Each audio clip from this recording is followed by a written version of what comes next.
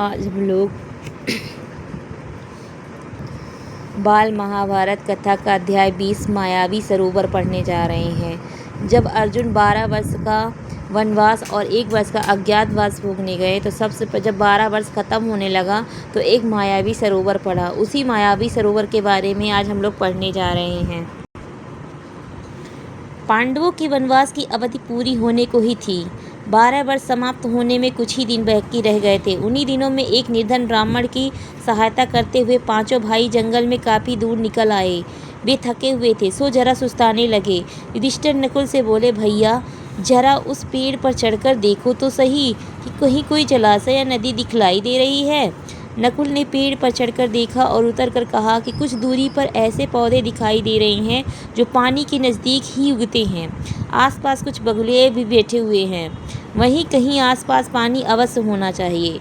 युधिष्ठिर ने कहा, जाकर देखो और पानी मिले तो ले आओ। यह सुनकर नकुल तुरंत पानी लाने चल पड़ा। कुछ दूर चलने पर अनुमान के अनुसार नकुल को एक जलाशय मिला। उसने सोचा कि पहले तो मैं अपनी प्यास बुझा लूँ और फिर तरकस में पानी भरकर भाइयों के लिए ले जाऊंगा। यह सोचकर उसने दोनों हाथों की अंजलि में पानी लिया और पीना ही चाहता था। इतने में आवाज़ आई, माद्री के पुत्र दुस्साहस ना करो। माद्री के पुत्र दुस्साहस ना करो। यह जलाशय मेरे अधीन है।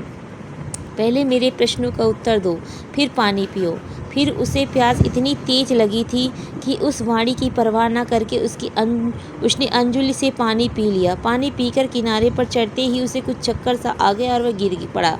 बड़ी देर तक नकुल के न लौटने पर युधिष्ठिर चिंतित हो गए। उन्होंने सहदेव को भेजा। सहदेव जलाशय के नज़दीक पहुंचा तो नकुल को ज़मीन पर पड़ा हुआ देखा, पर उसे भी प्यास इतनी तेज लगी थी कि वह कुछ ज़्यादा सोच न सका।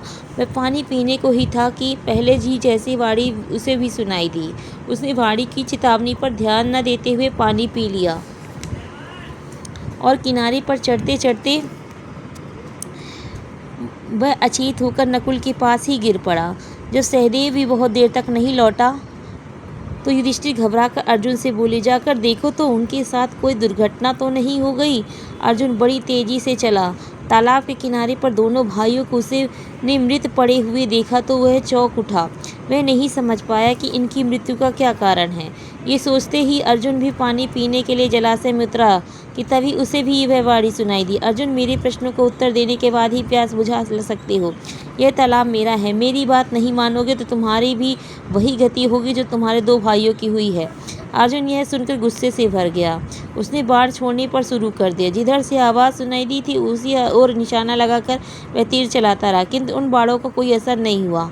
अपने बाणों को बेकार होते देखकर अर्जुन को क्रोध की सीमा न रही। उसने सोचा, पहले अपनी प्यास तो बुझा ही लूँ, फिर लड़ लिया जाएगा। यह सोचकर अर्जुन ने जलाशय में उतरकर पानी पी लिया और किनारे आते आते चारों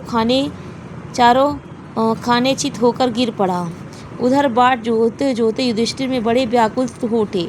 भीमसेन ने चिंतित स्वर में बोले, भैया भीमसेन देखो तो अर्जुन भी नहीं लौटा। जरा तुम ही जाकर तलाश करो कि तीनों भाइयों को क्या हो गया है। युधिष्ठिर की आज्ञा मानकर भीमसेन तेजी से जलाशय की ओर बढ़ा। तालाब के किनारे पर देखा कि तीनों भाई मरे से पड़े हुए हैं। सोचा, यह किसी यक्ष की करतूत मालूम होती है। जरा पानी पी लूँ, फिर देखता हूँ। यह सोचकर भीमसेन तालाब में उतरना ही चाहता था कि फिर वही आवाज़ सुनाई पड़ी। वही आवाज़ आई, मुझे रोकने वाला तू कौन होता है? तू कौन है? कहता हुआ भीमसेन बेधड़क तालाब में उतर गया और पानी भी पी लिया। पानी पीते ही अपने भाइयों की तरफ वह भी वही ढेर हो गया। उधर युधिष्ठिर अकेले बैठे घबराने लगे और सोचने लगे कि बड़े आश्चर्य की बात है कि कोई भी अब तक नहीं लौटा। आखिर भाइयों को हो क्या गया? क्या कारण है कि अभी तक वे लौटे नहीं? जल की खोज में वे जंगल में इधर उधर भटक तो नहीं गए? मैं ही चलकर देखूं कि क्या बात है। अब मायावी सरोवर में आने वाले शब्दार्थ और प्रश्नोत्तर को देख लेते हैं। अध्याय 20 मायावी सरोवर। शब्दार्थ: अवधि, समय, असुविधा, कठिनाई, जलाशय, सरोवर, गति, दिशा, तलाश, खोज, जरा, तनिक, बेधड़क, निडर, अचेत, बेहोश, बाट जोहना, रास्ता देखना। अवधि समय, असुविधा कठिनाई, जलाशय सरोवर, गति दिशा, तलाश खोज, जरा तनिक, बेधड़क निडर, अचेत बेहोश, बाट जो है ना रास्ता देखना। अब प्रश्नोत्तर देख लेते हैं। प्रश्न नंबर 1, युधिष्ठिर ने नकुल से क्या करने को कहा? युधिष्ठिर ने नकुल से क्या करने को कहा? उत्तर, युधिष्ठिर ने नकुल से पेड़ पर चढ़कर जलाशय या नदी देखने को कहा। युधिष्ठिर ने नकुल से पेड़ पर चढ़कर जलाशय या नदी देखने को कहा। नकुल को क्या आवाज़ सुनाई दी? प्रश्न नंबर 2, नकुल को क्या आवाज़ सुनाई दी? नकुल को यह आवाज़ सुनाई दी, माद्री के पुत्र दुस्साहस ना करो, यह जलाशय मेरे अधीन है, पहले मेरे प्रश्नों के उत्तर दो फिर पानी पियो।